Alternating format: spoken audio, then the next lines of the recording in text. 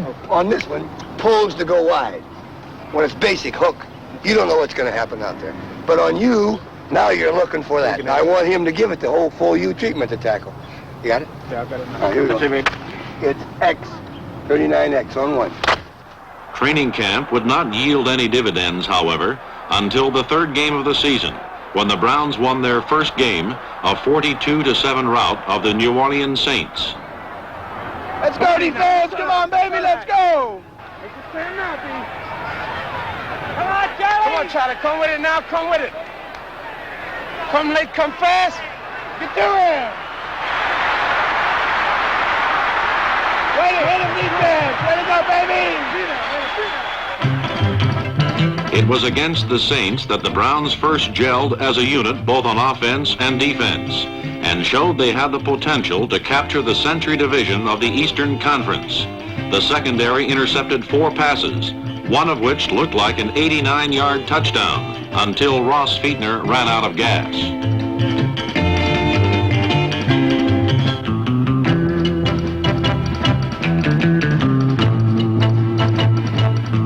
Leroy Kelly and Frank Ryan led an offense which amassed over 400 yards. Kelly began his quest for the NFL rushing title by gaining 120 yards, and Ryan threw for 3 touchdowns, 1 to set back Ernie Green and 2 to split end Paul Warfield.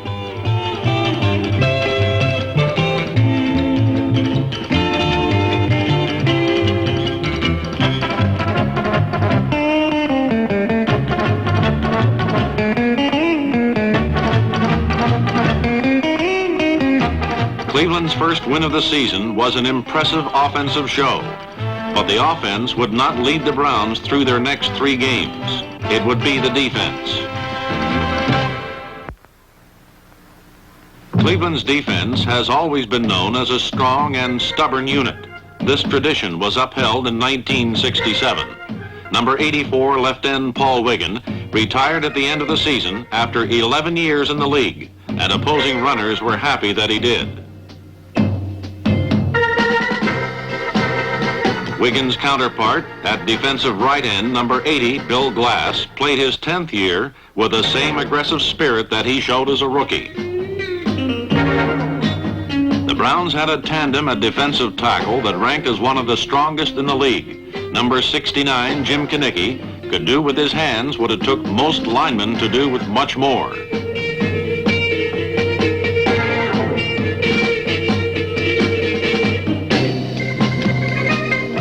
Defensive left tackle Walter Johnson, number 71, had his finest year in 1967. Only in his 3rd season, Johnson, like Kinnicky, had a special style of tackling, and it was punishing.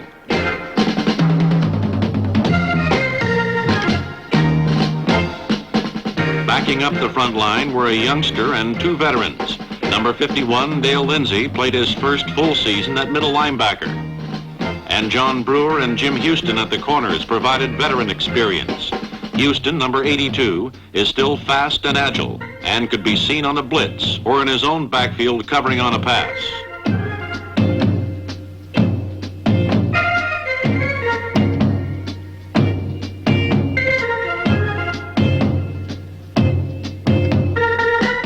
At right linebacker, Brewer, number 83, once again played a key role. This is Erich Barnes. Barnes, number 40, was the cornerstone of the Browns' last line of defense, their secondary.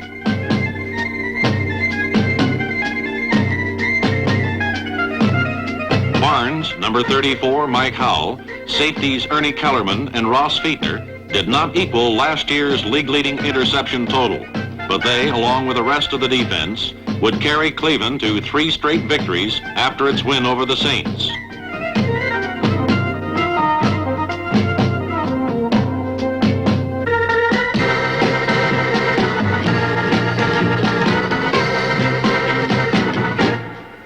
The first of this trio of victories came at home on a Saturday night against the Steelers before 83,000 fans. The Browns defense held a strong Pittsburgh ground attack to 70 yards and intercepted 3 passes.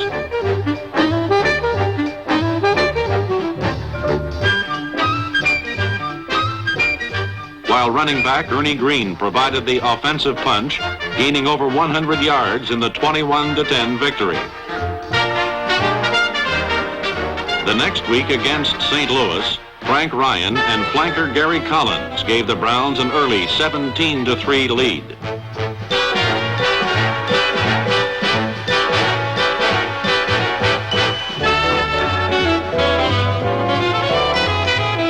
But when the Cards closed to within a point late in the game, it was the defense that protected this victory and set up a field goal by the oldest player in football, 43-year-old Lou Groza, which iced the game 20-16.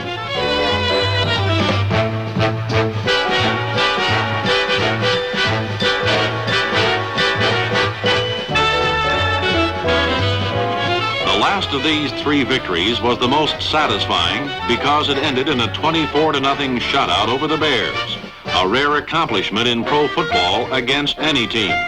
Again, Ryan and Collins provided the offense, but Johnson, Glass, and the rest of the defense were the real heroes, holding the Bears to a total of just over 100 yards and recording the Browns' first regular season shutout since 1960. Cleveland was now tied for the Century Division lead.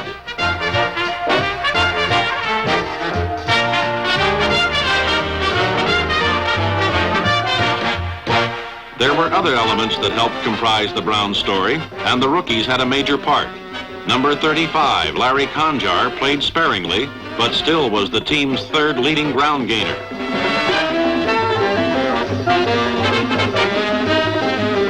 Blanton Collier's youth program was never more successful than in 1967, and two of the major reasons were Ben Davis and Carl Ward.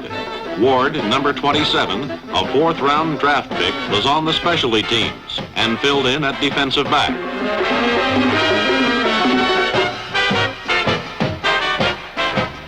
Davis, number 28, was the biggest surprise of all. Picked 439th and the last rookie to make an NFL team, he rewarded Cleveland by finishing first in the league in punt returns.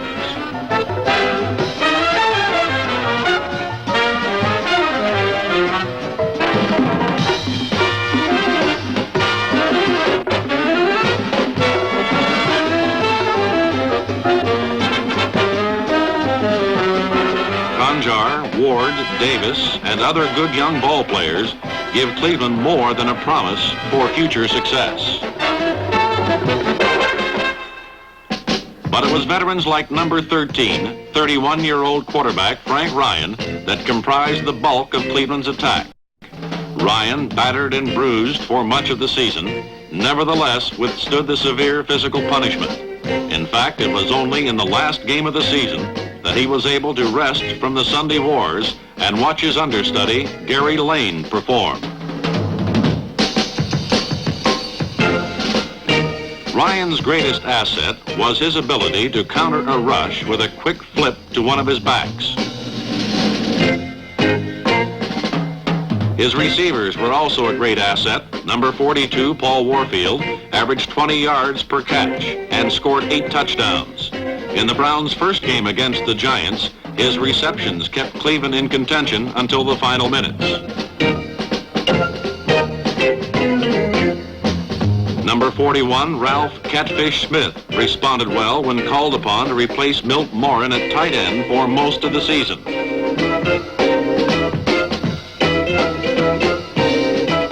Milt Morin, the Browns' second-year tight end, will be counted on heavily next year. Morin was out for the bulk of the season, but when he played, his presence was felt. Number 85, Clifton McNeil, was out most of the year. Number 86, Gary Collins, has been a top receiver in the league for many years. Collins has not lost any of his moves, nor has he lost the ability to catch almost anything thrown near him.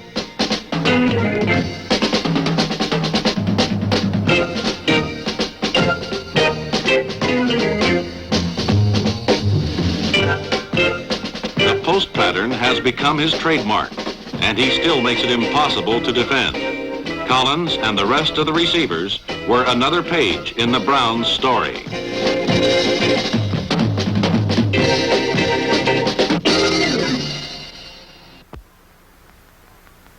However, Blanton Collier knew that if the Browns were to win their division, it would be their powerful ground game led by Leroy Kelly that would carry them. It was a ground game that for the third consecutive year and the fourth time in 5 years led the NFL in rushing.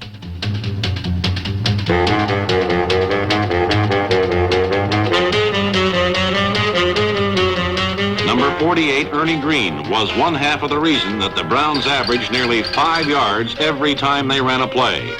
In addition to gaining over 700 yards rushing, he was the team's leading receiver.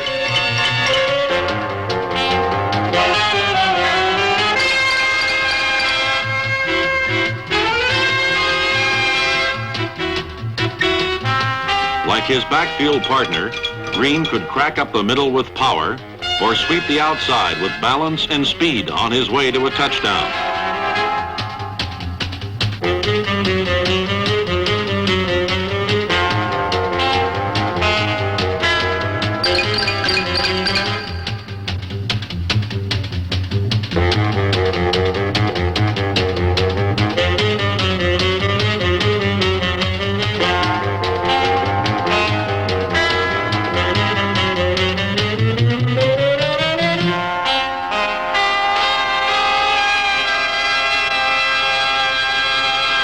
This is All-Pro Leroy Kelly, the premier runner in the National Football League. A sure blocker, number 44 could often be seen opening the way for a long run by Green, or returning a punt, which he did better than anyone in the league in 1966.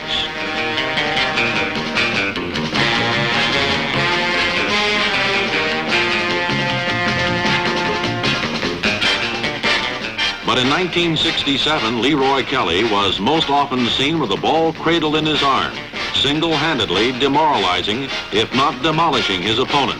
He led the NFL in 3 rushing categories: most yards gained, highest average per rush, and most touchdowns scored.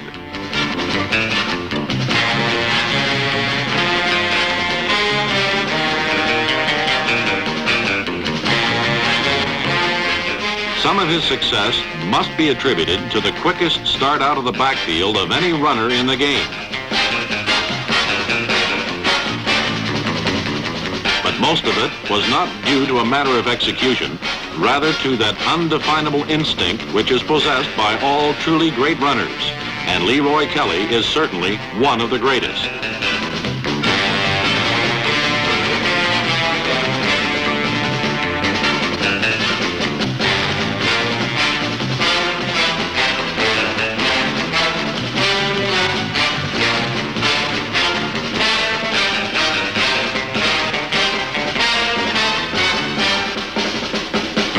Kelly and Green had one of the best offensive lines in front of them. John Wooten, Dick Shafrath, Gene Hickerson, and Monty Clark have a total of 37 years' experience and perform their jobs with machine-like precision, especially on the Browns' 2 basic rushing plays. On the first one, Wooten, Hickerson, and center Fred Hoagland seal off the right side, while setback Green leads Kelly through the hole.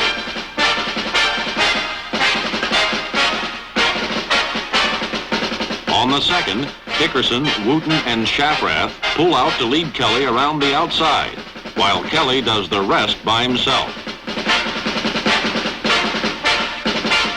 It would be these men that would direct the Browns toward their goal in the second half of the 1967 season.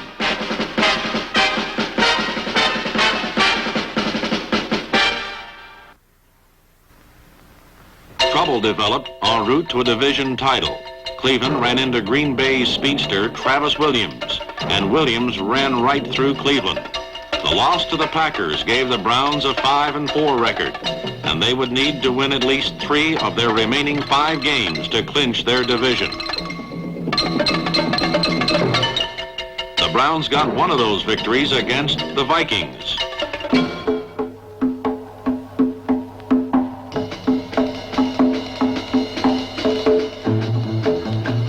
And it was Leroy Kelly who provided the margin of victory with 3 key runs in the last minute of the game.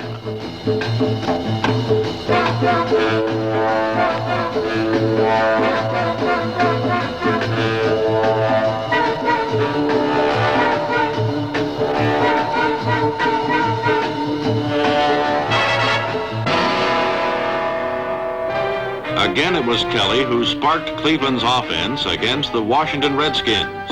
As he did for much of the season, Kelly rushed for over 100 yards, and by this, the 11th week, had all but clinched the NFL rushing title.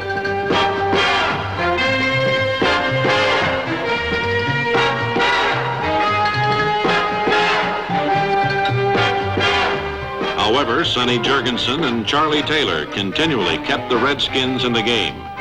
This contest was a wild offensive display.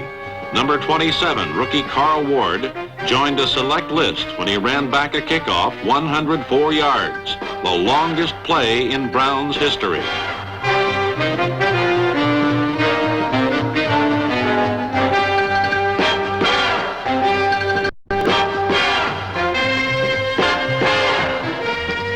Frank Ryan to Paul Warfield touchdown ended the first half, with Cleveland ahead by 11 points.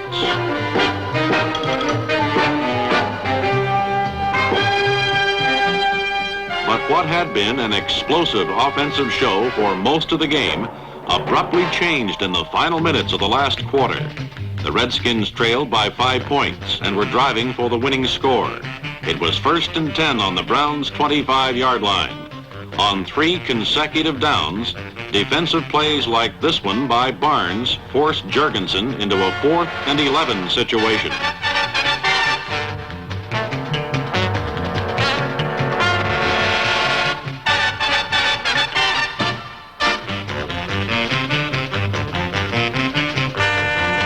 And on what was to be the final play of the game, it was Bill Glass who dragged the Redskin quarterback to the ground to give Cleveland its crucial victory. The Browns next had to beat the Giants, their closest rivals, to stay in first place in their division.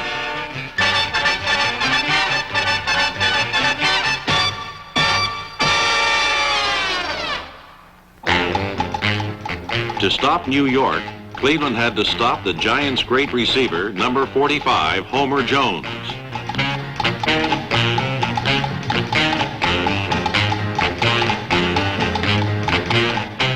Not only was he stopped from scoring, but due to Erich Barnes' tight coverage, he rarely was thrown to for most of the afternoon.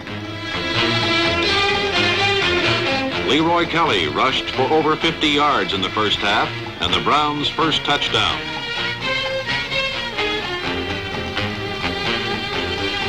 The second score and a 17-0 halftime lead was set up by Frank Ryan's scramble and a touchdown pass to Gary Collins.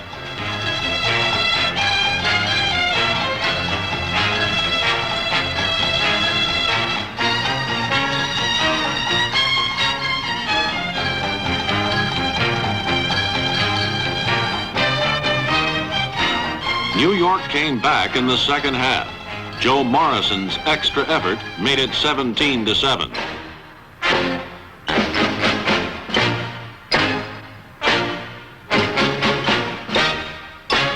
But again, the Browns' defense would rise to the occasion. In particular, the key play was provided by linebacker Jim Houston, who intercepted Tarkenton's pass and legged it 79 yards to the end zone and provided the Browns with a 24-7 lead. Too much for the Giants to overcome.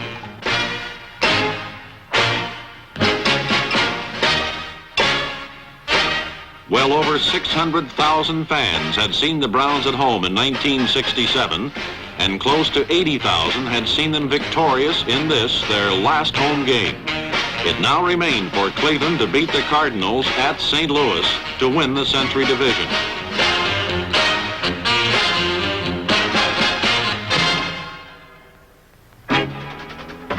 Like all fierce rivalries, the Browns and Cardinals have a history of intense bruising battles.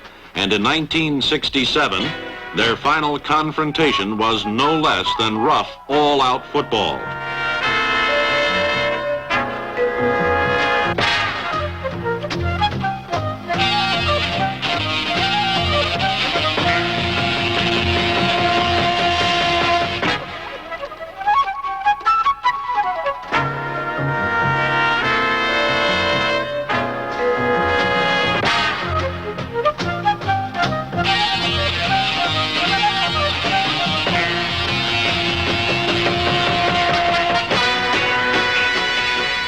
Warfield's picturesque leaping catch gave Cleveland its only score of the half, and an interception by Erich Barnes set up one of two rows of field goals that made the score 13-9 going into the final quarter.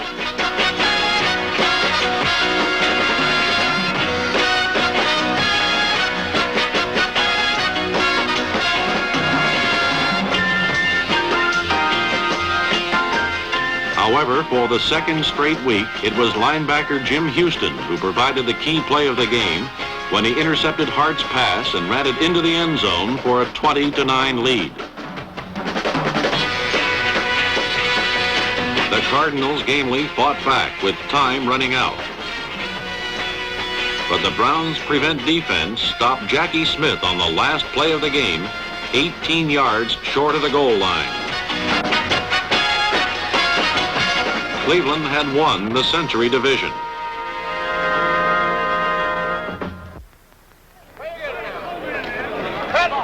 Football program. Hey, program. Souvenirs here. Hey, program. Here's where you get the souvenirs. One more chapter remained in the Browns' 1967 story, and unfortunately for Cleveland, it was not a happy ending. Cushions out here. Get us all saved. The only thing Browns fans were to enjoy in the Eastern Conference Championship game against Dallas was the halftime entertainment.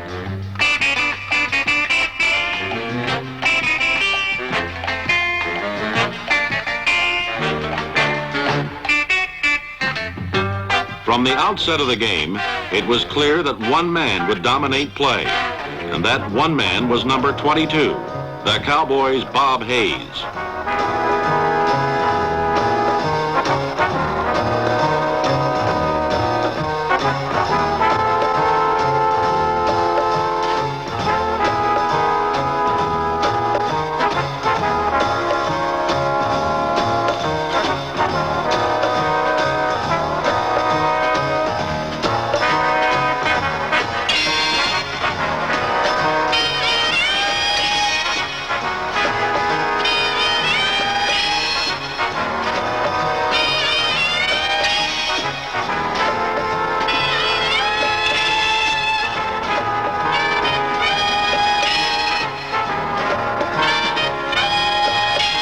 There were, however, a few bright moments for Cleveland on an otherwise dismal day.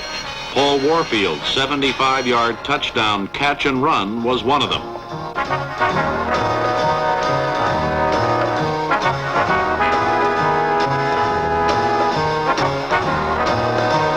And Milt Morin's 13-yard touchdown reception was another.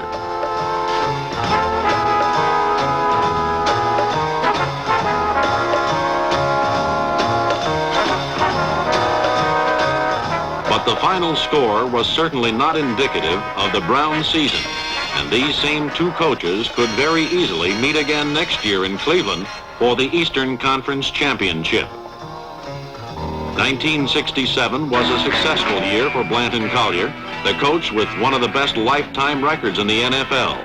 His defense finally gelled into a cohesive unit, but once again it was Cleveland's superior ground attack that led the way to a division title and should do so again in 1968.